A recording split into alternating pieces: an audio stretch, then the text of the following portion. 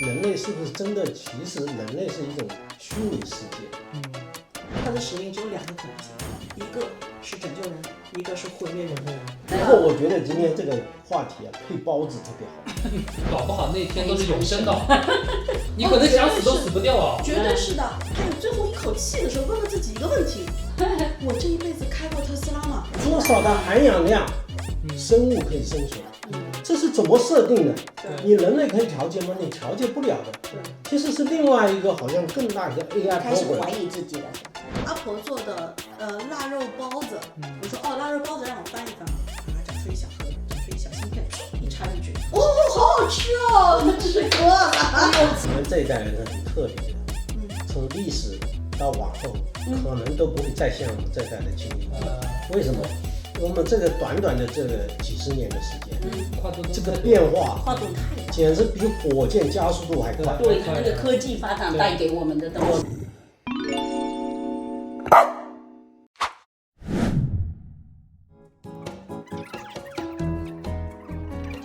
我先来一个，好喝吧？好喝。我在这里一直就买不到那种土碗，就是那个喝酒的那电视剧里面一半柚水一半土的那种。我哪一天带你去一个韩国店，他还要上下同期不喝手。不是因为那个碗啊，是喝土酒的是最好匹配的。最有感觉。我们阿婆，你下次酿那个什么红的那个什么酒的时候，能不能叫上我呀？那要半个月。你是说半个月之后才能酿好，才能开始就有的喝，是这个意思吗？我等得。最没有让我后悔的事情，就是换了特斯拉。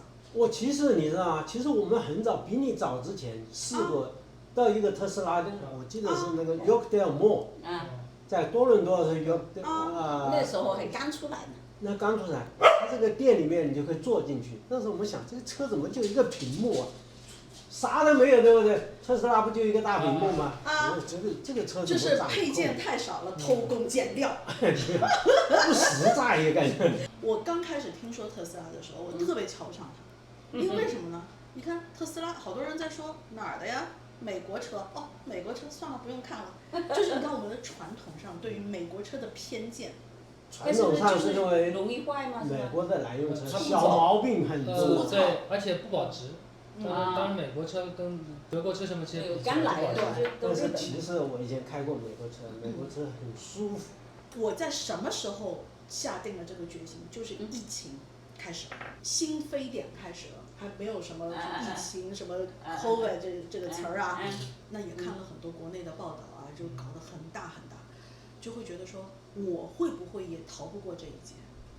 我人生可能也就是终结在这个环节上，就各种各样的媒体的报道，我感觉跟我看的好多的那种丧尸恐怖片好像啊，好像啊那些情节。那如果我跑不掉，我在这个疫情期间我嗝屁了，还有最后一口气的时候问了自己一个问题：我这一辈子开过特斯拉吗？在我嗝屁前，是不是要为人类的环境保护做一什么乱七八糟的？我没想那么多，都快嗝屁了。然后今天早上一起床，然后刷到一条新闻，是关于就是老马斯克哈，他不是现在是那个什么美国的什么效率效率部门负责人负责人，然后呢，他即将会推出一个排行榜，这个排行榜呢是他会把政府里面最愚蠢的开支曾经有过的列一个排行榜。我觉得这家伙太高明了！你一说排行榜，就有很多人特别想知道哪些是最愚蠢的开支。你看这个西方人啊，一点都不怕阶段。那是，这是他们的一个思维习惯，他不怕，他互相都在阶段中长大，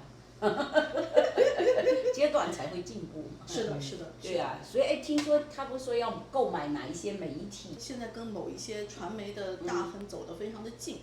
然后但是拉着现在最新任的美国总统哈，在猜测，就是马斯克很有可能在继续收购，就是美国权威的传媒机构，类似于像 C 什么啊 B 什么啊之类的，没有包括花田什么的。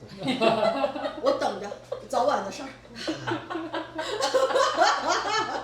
武警了，不要轻易出手。猜测哈，但是我们其实早就之前我们私底下都聊过，就关于马斯克拥有了那个 Twitter 之后，他的对于就是舆论的影响，他也尝到了对于就影响舆论之后的这个甜头了嘛。但是哎，乔爷，你知道当我看到这个新闻的猜测啊，就是说猜测他是不是要想控制更多的传媒舆论的时候，我当时心里有点慌哎，阿婆。啊，你为什么？我会觉得说，这个有点熟。这种感觉，这种 feel 有点熟。你想到希特勒了？类似于他的，就是同样理念的人。这个事情我好像我跟向有聊过。变革以后哈，会出现什么样一种社会状态？向的意见我觉得挺有意思。我当时是有一点担心，其实我跟阿婆当时聊这个，因为我也开特斯拉车嘛，对吧？当时因为我自己搞 IT 这块，所以对 AI 的时代也蛮敏感的这件事，的确是很方便。但是问题是，它再发展下去，它的确会有一些，我们就不说 AI 会出问题，我们假设 AI 完全不出问题，还是被人控制，对，还是永远被人控制的。但是它以后一定会存在一个状况就是。人们能够做自己能够去做的事越来越少，甚至于到了一定程度，人几乎是完全被 AI 替代了。因为不要做事，因为你人做事会错，会效率慢，会什么就是，而且人有怨言，有什么他总之他跟 AI 没法比。到 AI 完全能取代人的状况下，其实人的存在的必要没了，就变成是一个所谓的以前我们要希望的一个共产主义社会到了。你想象一个人如果生出来。从生出来开始到你老，或者你而且搞不好那天都是永生的，你可能想死都死不掉啊，绝对是的，对吧？因为你的思维它可以一直给你保存着，对吧？对。那么人其实一直在寻求一个活着的意义，我活着到底是干嘛的？穿好吃好，那就是很早的时代，他先要保证他自己活下来。那么等后面慢慢，所以你看就越来越就是说到深层的，你就会越来越的人。就是对他的这个需求越来越多了。我希望我能不能给这个社会带来什么？或者至少我今天是不是比昨天在我的人生的深度纬度上能更提高一层？但是当这个意义被所有东西已经同化掉了，比如说我的知识我不用去获取的，我直接一个东西一个芯片进来，大家都是没有都是博士了哦。对，没有区别的，大家的知识都是一样多的啊。你相当于在活在一个虚拟的，但是所谓的真实世界，但是这个真实世界就像虚拟世界一个道理。不是吸入来，对。不是这个再开火一下。花你帮他把没事，你不要拔。它密封太好。它密封太好，它就是我必须有蒸汽。好了啊。哇，太漂亮了！那个阿婆做美食，你看你看。不会让你急死我啦！这个有冻的，那我吃你包的，你吃我包的。好呀。你先开机。我已经。待会再喝汤啊。待会再喝汤，先干这个。然后谁吃透油包？我。快把这个抢掉了。那这个给柚的，给这个是我们互换。小心一点点。小心很痛。有汤。咸度怎么样？我最关心。可以，我觉得可以。但虽然我现在还没吃出味道来。烫啊，真的烫。真的是有汤的，是有汤的。我还没知道里面，我怕烫。烫，真的先冷一下。男人一般都怕烫。冷一下。阿婆，你们发现男的比女的怕烫？是，他们没有手都没有干过活。我没有，今天乔爷干了很多。你的花上次做饭也干了。味道怎么样？可以哈，香是很香的。我知道了。爽。就是它会有那种一点点的那种刺激。对。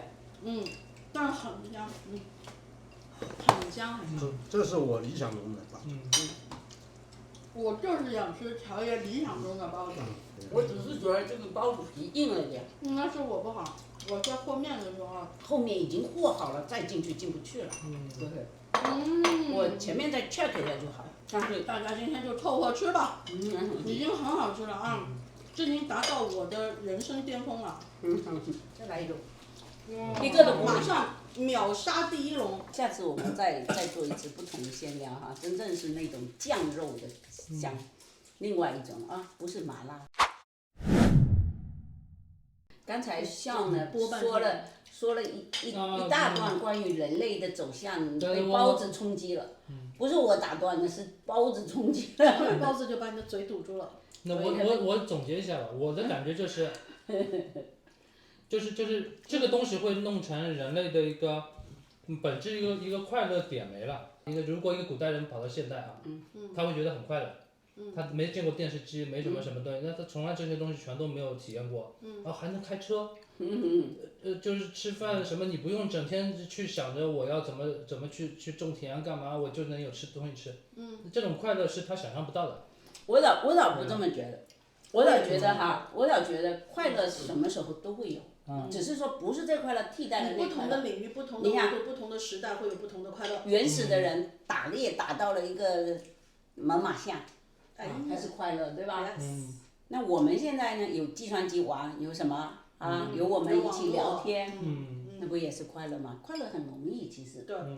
我倒不觉得是这个，我倒是怕说一个什么东西，就是这个如何分配的问题。就是说资源。就是说资源一定是极大丰富。因为这个将来就交给政府去经营，你们都不用工作。为什么？他只要一个小部分人去工作，所有的人都能极大满足。比如说像特斯拉那房子出来，每个人一出生就可以分一套都没问题，反正你一定有房子住，不需要想什么，成本很低，出行啊，所有的你摁一下车就到你楼下，你一坐到飞机场，再到哪里车又来，到哪里全世界，它这个已经不需要你去创造什么，它就都有了。然后呢，问题在哪里？问题在于，也就是说。你不需要劳动，你不需要劳动，或者是一种变相的劳动，不是我们现在认为的劳动，是另外一种劳动。你也我在这么想哈，两种情况，一种你不需要劳动，那么你没有欲望，就是其实现在不管怎么样，国家政府怎么控制人，骗子。哦，好。怎么控制人？是通过你的欲望。当你那时候，其实你生而什么都有的时候，就像你刚刚讲的，他什么都有了，不用工作，是吗？你如何控制他？这是一个方向，也许会失控。就从人性这个角度，他会变成什么样？就我不听你的，我走我的，我做我的，是吧？我说还有一种就是这个资源要通过一个集中的一个权利去分配的时候，那又是所有的人要听他的，他会不会又回到一个集权社会？对你认为是共产主义按需分配，但是实际上永远需都达不到，你的欲望有多大，你怎么满足？所以我就觉得会有两个可怕的东西，不知道这也是我两个方向。们的一个想象吗？对呀，就我们想。小野，你觉得是可怕还是期待嘞？我觉得有点虚化了。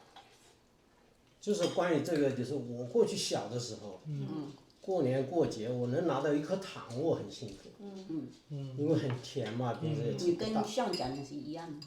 对，但是呢，现在我跟他不一样，就是感觉现在这个社会啊，确实物质生活很丰富，很 easy 可以拿得到。然后呢，我们现在很多的生活其实已经有一半已经是在于网络上面活动了。我们的生活和娱乐，我们打电话是网络的，对啊，我们交朋友很多是网络的，沟通是网络的，还有娱乐也是网络的，就是这网络的占比越来越大。那我就感觉到现在整个的生活呢，有点轻飘飘的了，有点这种感觉，就是有点虚化了。是，就是真的现在有一种说法，就是将来的生活。人类是不是真的？其实人类是一种虚拟世界，会有这种感觉出来。在过去肯定我没有这种感觉。那为什么感觉呢？是因为你接触过当时没有网络的时代嘛，所以你会觉得当然以后生出来的孩子，他生儿就是接触网络，我在他没觉想，因得。为阿婆这个其实是一种比较，目前已经比较权威的一种舆论的猜测了，已经是，因为有很多的我们在科学上很难解释的一些现象。然后呢，还有一个就是说，我们的确人为的制造了一个虚拟时空，一个或甚至可以说是个平行时空。对。甚至这个平行时空是可以让我们的人生存的，就是说我不是说在那个虚拟时空里面，我的本体就没有办法活下去了，不是的，它依然可以活得很好，依然可以该赚钱赚钱，该吃吃，该喝喝，该睡睡。说我是那个《三体》的重度研究发烧友。它为什么《三体》这个小说会被创造出来？小说嘛，假的嘛，对吧？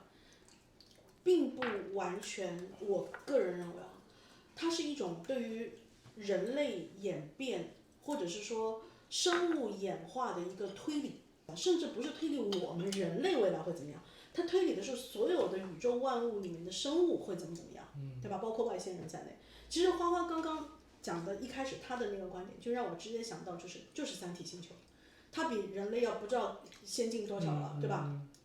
然后他们想要来占领地球的时候，然后地球人一点办法都没有，被秒杀。那三体的那些人，就像你刚刚讲的，一点就是乐趣，人生乐趣都没有。他们有很多的东西是被禁止的，所有一切都是平均分配，或者是按照你的贡献来分配。你的贡献只要在多长时间之内，你没有达到我们所要求的那个贡献，你就是要被消灭掉的，你的存在是没有任何意义的了。相当于末位淘汰掉，有点这个意思。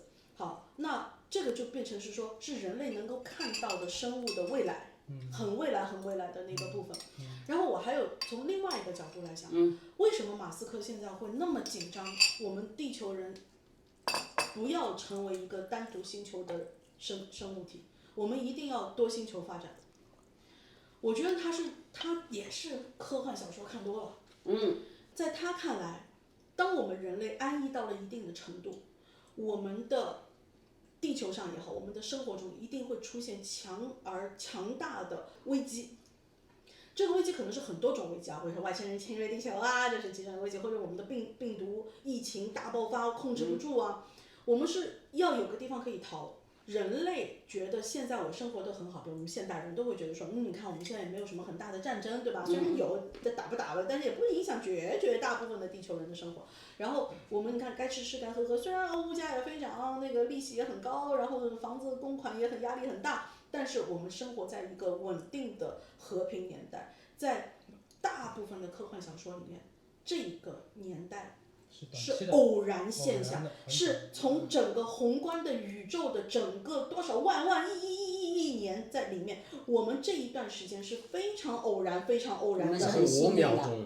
我们很幸运。我们很幸运，我们刚巧文明发展就让我们在这一段那么小一丢丢的时间里面，但是其实绝大部分的情况下，它是充满了危机的。那马斯克我觉得他绝对就是那种科幻小说重度发烧友，他就有那种强烈的危机感。如果有一天我们害怕的，比如说 AI 控制，它比人更聪明，控制人，对吧？反过来变成了我们的一大威胁，我感觉就是眼前的事情啊，就很近，无可避免的。就是说，我认为马斯克的存在，我接受，我非常接受，我没有任何可以挑剔的。就是他在成为一个人类。活在我们现在这个跟我们平行一起啊，在这个时间段里面，他是有使命的，他的使命只有2个可能性，一个是拯救人类，一个是毁灭人类。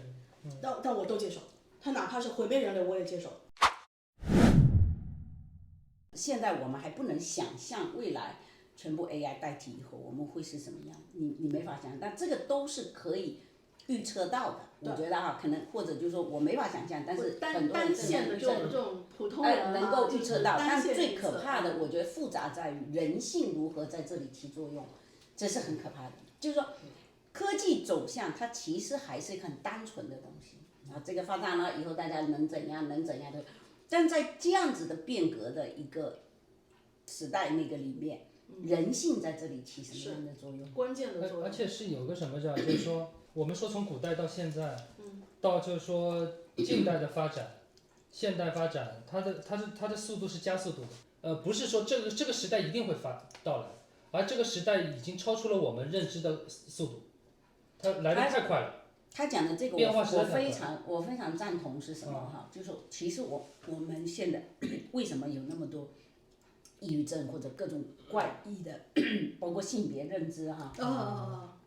真的就是像刚才讲的这一点，其实是你是跟不上的。跟不上，人跟不上。所以我就说，当科技走的那么快，后面因为科技是跟那个孙悟空翻跟斗似的这种，你看。一个 G 的时候是什么样，2个 G 的时候什么，6个 G 的时候10个 G 是什么样？那不是一点的改变，它是整个变革，整个翻天覆地。几何倍数的变化。对，那么意味着什么？你的人，你这么快的，其实我还生活在，你看我们还生活在缺衣短食的那个年代，我们是经历过的。都还有这个记忆嘛？我还有这个记忆，我吃不饱，穿不暖。那个时候一下子到了这个时代，我能看到的未来更恐怖。那能看到的居然可以不要劳动了，我现在我肉眼可预见的就是我以后可以不要劳动。你看这么大的反差，你适应了没有？你可能就会因此在这个时候你自己乱了。不会很快。你知道，你看，我们现在在讨论的是说，我们心里面哪怕我们很期待未来的科技的发展，因为对我们生活可能是一种推进的作用，但是我们会不知不觉的、隐隐的会有危机感。但是这种危机感。可能仅仅存在于我们这一代。就像你刚才觉得，哎呀，有点虚，有点飘，是因为你经历过那个年代。那么他一生出来，他就是那个，就是他本该就这样。我们这一代人是很特别的，从历史到往后，可能都不会再像我们这代的经历。为什么？因为我们这个短短的这个几十年的时间，这个变化跨度太大，简直比火箭加速度还快。对，它那个科技发展带给我们的东西。我从我的经历来说，我从过去很自然经济的农耕社会的那种状态，我可以体验。在农村，点煤油灯，点蜡烛，烧麻杆，作为照明，甚至灶火都可以照明。做事情，到后来有电灯，手电筒都是家用电器的一个年代开始，算是个电器。你到现在，后来有的电视机、电话、电冰箱，后来又有手移动电话，那现在呢是网络电话，还有层出不穷的 AI 的技术的出现，所以我感觉呢，就是现在就从原来的实体变成一种虚拟，然后呢。我们这种感觉呢，就会让你感觉，其实人类自己我自己是感觉，我已经真的是有一种我是别人 AI 的一个产品，然后人类的 AI 是更大 AI 的一个延伸产品，我们现在人类发明的 AI，其实是人家更大一个 AI 的产品，为什么？因为这个社会、这个世界太精密了，你不觉得吗？地球能够这么生产出来，哪个温度人类可以生存？那么寸，就你突然间怀疑起来多少的含氧量，生物可以生存？这是怎么设定的？你人类可以调节吗？你调节不了的。其实是另外一个好像更大一个 AI program。开始怀疑自己了，是吧？所以我就觉得虚了。我们就是乔叶觉得我们是被养在一个大玻璃缸里面的小白鼠。我们现在好像我们是 AI 里面的一个角色，然后我们自己又去生产一个 AI，就变成 AI 中的 AI。就是有一个大 AI 看着这帮小白鼠在那边自己打来打去，然后自己在那边造东西，觉得好开心哦。然后这个系统多么的精密啊！我这是细思极恐的一件事情。对吧？这个系统谁能创造出来？当然，就像我们人类做 AI，你所有的程序写出来其实都有 bug， 但这个大系统也有 bug。就出了你这样一个人。我倒不算 bug， 我不算 bug， 因为我那个 bug 造了个雷。对，就人类有战争，包括宇宙里面各种星球的相撞，它有它的 bug。但是它不一定是 bug， 它是一个规律。可以这么说，它可以说是一种设定，内在规律，是一个 setting。但这个规律可能是他早就，这是他的实验项目之一。差不多了，你们打一打吧。有可能你就像《三体》里面那个打靶的那个靶心论嘛。鸡的个子还不算小，但是你跟地球比，你是 nothing。地球放在宇宙里面又是 nothing。对。所以我们不知道你到底有多大，你知道吗？在70年代的时候看了一本书，不知道你们看过，他们肯定没看，你可能也没看，《小灵通漫游未来世界》。哎，我好耳熟啊，我知道是不是后来有卡通片？有吗？不知道，但是我当时是看那个小说啊，就是在课堂里偷看的啊。好，他当时给我描述的未来世界是什么？就是还不如现在。就我自己经历了，你看啊，他说可以有一个顺风耳吧，就是你哪里很远的地方，我就会知道，我就能用手表就能看到你那边的事情。哦，但就这样，还有一个就是气垫床啊什么的，总之都是现在都有。哎，我就觉得很奇怪，为什么当时的那样的科技，为什么有人能够预计到，很准确哦？包括电子手表，就是像你这样手表，就是都我刚预计到了刚讲的，其实比如说预计啊，我们就说预计，它可能只要总结人类历史的一个发展的一个 circle，它就能推演出后面几百年、上千年、甚至几千年的发展。三体医药水，它里面因为有经历过几场大的灾难，人类，然后在人类发展到什么情况的时候，比如说我们说安逸，安逸是什么？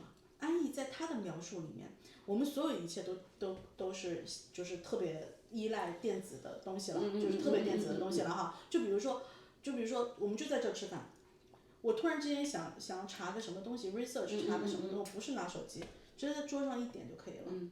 对吧？所有的电已经没有电这个概念了。你拿起一个碗，碗里的汤永远是热的，它的电是在空气当中给它的。现在其实有这个技术，但不是那么成熟而已。好，人变成什么样了？马路上的男人女人界限非常微小，男人越来越女性化。哎，这肯定。到发展到一定的程度，啪一下，人类在那一段时间遇到了一场巨大的灾难。哇，然后就是一批根本不适合再生存下去的生命就死了。大清扫了之后还能继续生存下去，他们几十年都不用久啊，几十年就是一代人，几十年之后又恢复到了我们以前认为的男人该有的样子，女人该有的样子，很有意思。好，还有一个就是比如说我们一直在想，像乔爷说，永远都回不去什么农耕社会了，或者假设说有一场灾难开始。比如说，马斯克，发现有一个外星人要来打我们地球了，我们最好的方法，赶紧移民火星，赶紧移民火星，赶紧移民。但是我们现在距离移民火星要达到的技术、资源各方面都还有很长一段距离。但是我算了一算，这个外星人要来的，这个可能就是50年之内的事情了。但是我们按照现在这个速度，我们可能100年之后才能达到完全移民火星这件事情，不行。我们现在要干什么事情？权力来了。集中地球上所有的资源，我有足够权力的话啊，集中所有的资源，把地球上所有最好的人、最好的资源、最多的钱，然后呢，金银铜铁矿，就是总之他要造外星球的所有的基地的东西，全部运到火星上去。地球上没资源了，回到农耕社会。所有一切的人，就是先进的人类都移民到火星上，剩下那些残余剩的人老弱病残的留在这里要发票过日子。我觉得不管怎么说，你所有这些东西，我觉得在你感觉的是，这其实相对来说还是一种微观的，还不是那么宏观。就宇宙来说，一个3体人来攻击地球人，就像一个病毒打另外一个病毒一样。其实它这个，我觉得这背后还有一个更大的设计在这个地方。所以第3部叫黑暗森林，很好，我们就把它当是一个我们想象中的一个科幻小说可能会有的样子。反正我们就是我现在想，应该看不到。我想说什么呢？不过我觉得今天这个话题啊，配包子特别好。咱们现实把包子实实在在吃了，合算。这个就是在我们吃饱喝足的时候，是 OK 想出来，就是说当年说这些哲学家怎么出来的，就是吃饱了喝足了，对，生产力大力发展了，对，身体这个巨大物质丰富了，他开始思考我从哪里来去，我去哪里去，然后哲学的道理就是在这个时候当时我说的是当时的哲学，但现在你考虑这东西似乎是有影子的，不是瞎想的哦。现在是什么？但是我们也。你能做什么准备？你能干啥？这每个人的经历，让你开始脑子里面有一种意识。我觉得是好像过去一种，只要碗里有饭，身上有衣，吃饱穿暖，这是我的追求。现在的感觉不一样了，我现在就感觉好像我不是这么回事。有点像觉醒，这个经历告诉你，你可能就是你是被设置的一个东西。那你怎么办？乔爷还是你想干什么？这个是个很有意思的，就是我觉得其实我什么都干不了的情况下，那我就被你养着呗，就是我就被你程序安排好的东西计划着呗。哎，我问 Happy 知道不知道他是被我们养着的？这要问 Happy，因为你现在如果从宗教的角度讲，很多宗教就告诉你，其实所谓的缘分实际上是给你设定的，就是其实是一样的，是一个系统把你设定，你今生要遇见什么，在什么时间节点，这是叫做一种缘分吧。这又是跟这个就结合起来了，是吧？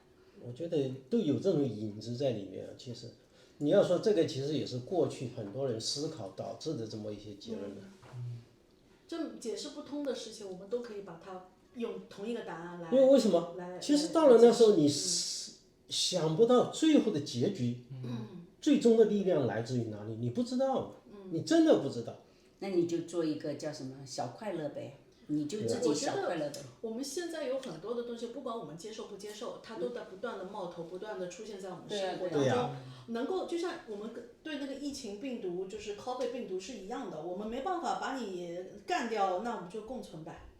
是啊，但是就是说这个事情往往是过后以后我们可以有这个思考，但当你正在当中的时候，实际上你实际上是很迷茫的，你看不见它的结局，就很像那天我跟向讲了一个开玩笑，就是影视剧那荒唐到什么程度，就有一个情节哈，抗战8年，咱们现在已经第7年了，加把劲，就这样一个情节。8年，我们谁知道是一定是8年呢？他当时怎么会？他那有这句台词居然，对，一模一样有一句台词，所以就人家还把这个剧情弄掉。所以我想说的是什么？我想说的呢，就有的时候是因为我们过后了。所以我可以回过头，那种的感觉判断是不一样的。就是你的判断最准确的是什么？是在没有完成之前，就这个时候，你才能体会那种慌乱，那种人不知所措。是在这个时候，就疫情我们没有过去，现在过去了，我们大家都很轻松的讲疫情3年如何如何。你当然怎么知道3年啊？你当然怎么知道是3年啊？最近的几年之间发生的政治的风向的转向，包括民意的转向，包括加拿大的自由党执政，美国的川普的上台，还有这个欧洲的保守化，所以这个都是很奇怪的一种现象，就是世界整个发生变革，它这个潮流会转向，这不是一个人或几个人能够做到的事情，这有个很巨大的力量，它就把你的风向会转掉。前2天才有一个朋友，他喜欢研究这种星象命理的，跟我说冥王星，冥王星转向了，我没听懂，我说冥王星转什么向？他说冥王星原来是在摩羯座的，后来现在转到水瓶座，就是这个月底会发生的事。我说那这是意味着啥？然后他说整个世界的局势会发生巨大的扭转。然后他就说，冥王星一般是非常非常稳定的。原来他在摩羯座，摩羯座是土象星座，然后我如果没讲错的话哈，然后就说，现在转到水象了，转到风象了，风象啊，致力于就是说我们要开发土地啊，我们要稳固我们的财产啊，或者怎么样哈，然后但是未来的这个转到水瓶之后是和跟就天上飘的东西，反正就更虚化的东西有关系了。那当然，你看，其实像乔叶，我其实想讲的是说，像乔叶刚刚的这个论点，各行各业的，哪怕灵媒啊，或者是搞这种就是星象啊各方面，他们都在想办法用自己了解的方式去解释。是二氧化碳排放啊，以后就是搞得现在极端天气啊。温室效应，但是你会不会觉得，如果你按我们刚才讲的，它不就是一种设定吗？不是一种规律吗？这就是你人性带来的。对。到扩张完以后，贪欲完以后，越来越那个，最后就会导致你的。所以你觉得我们去治理，就有时候我原来还很想说环保主义，后来我现在有点悲观，我觉得我能做什么？其实就我刚才这种描述来说，其实我自己觉得我根本看不透彻，也分析不清楚。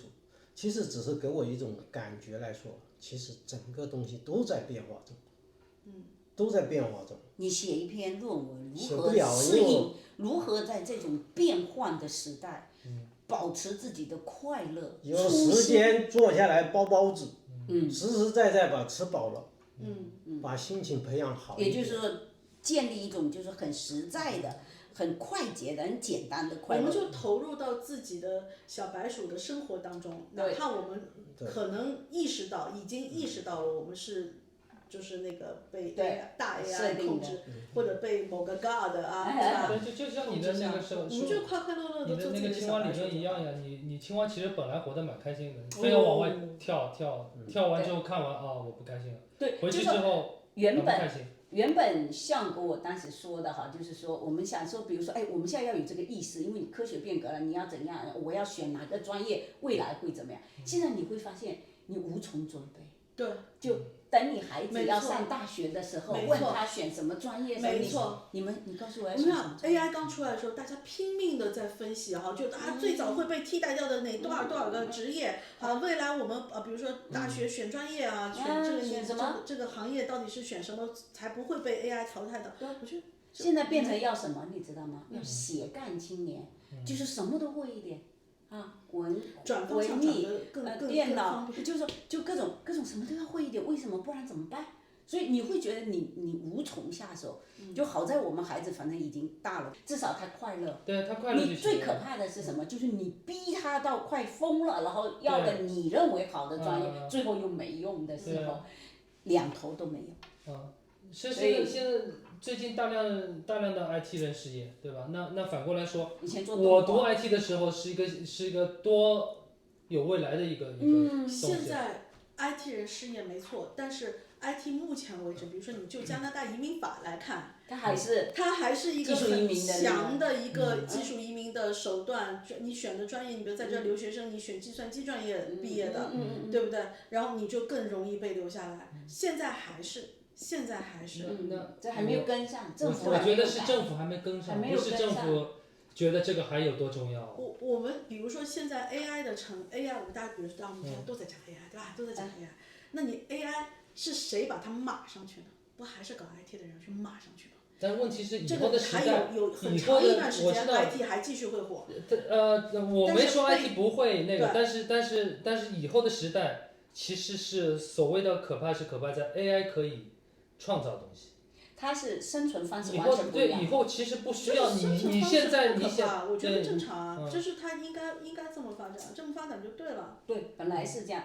就像当年这个集装箱出来的时候，你记得码头工人要大量的失业，但你不能说那个是坏，当时是坏事对他们来说，但是对整个的运输物流，它是一个极大的进步，对吧？它是改变不了的，其实不是你想改变，就像我们说以后的餐馆，如果它是专门的机器人在烧菜烧饭，对，只要不是米其林的，因为可能那种餐馆它也会定制每个客人的口味，只要是它出去的，其实也没问题，但是会晚一点嘛。那但是大量先被取代的一定是就是这个出餐就是基本是这个配。你这样子想，再往远了想，装修也会也是。No， 不是装修，再往远了想，你比如说你今天跟我讲说，我要吃阿婆做的腊肉包子，我说腊肉包子让我翻一翻啊，找出一小盒，找出一小芯片，一插进去，好好吃哦，吃过了，又吃，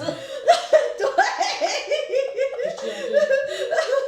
让你所有的体验都对，因为以后的就是你的大脑它就是对，所以最后你看你不用吃饭你实际上它所谓创造不吃饭是不可能，你活动的能量没有，别的能量给你吃好化成一个，它有药片，对，它让你只是就是维持你身体的所有需要的东西，而且它配比的很营养，对，然后你往那儿一定不会长生不老，对，因为不存在你什么有的人我们可能根本就没有 body。对，就像那个什么，你就是到了一个元宇宙的一个概念，就是完全不需要。我们的 body 可能在某一个地方，就是你从出生开始，我们就没有真正的在自己的 body 那样的生命，我认为真的就没有什么意义。那不一定。但是那个人是你的认知，是因为就是说刚刚阿婆说的，如果他出生的时候就是这样，他认为他的人就是这样，他就这样，是你是我们认为的没意义，但是他们认为就是这样。当他如果一出生他就是直路，他就这种，他觉得他就觉得我就本该就这样。你想嘛，我们现在看古代的一些